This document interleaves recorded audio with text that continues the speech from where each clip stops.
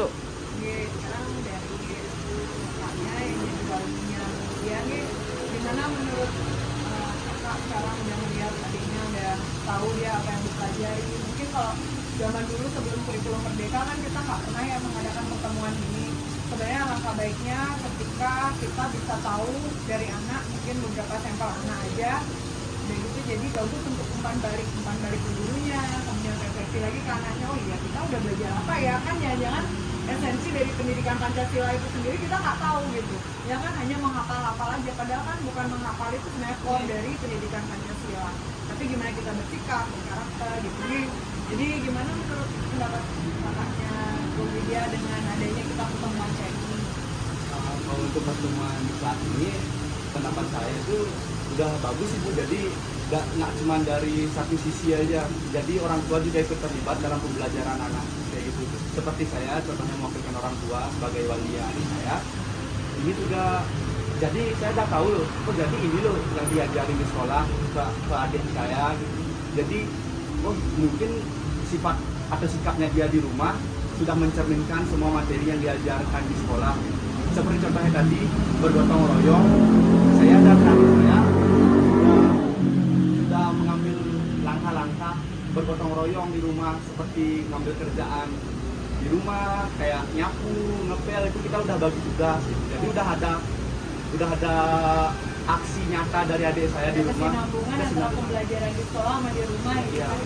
Bagus sekali ya. Mudah-mudahan ke depannya lagi kita makin bisa meningkatkan lagi kita, makanya selalu pengen ada keguyuban orang tua tuh makin lagi bagus kerjasamanya, dan makin banyak orang tua yang memang berpartisipasi atas pendidikan anaknya. Dengan kayak gini pasti kita pembelajarannya lebih gampang kan, lebih mudah Ya, lebih mudah diserap oleh anak-anak. Soalnya pada kurikulum mereka ini yang saya tangkap, anak-anak itu bebas bergaya, berbelajar sesuai dengan minat dan bakatnya masing-masing, dengan cara dan dengan gaya mereka masing-masing lah. Kalau kurikulum yang dulu kita tuh kayak dibatasi seperti itu, kayak kurang tembok-tembok ya benar.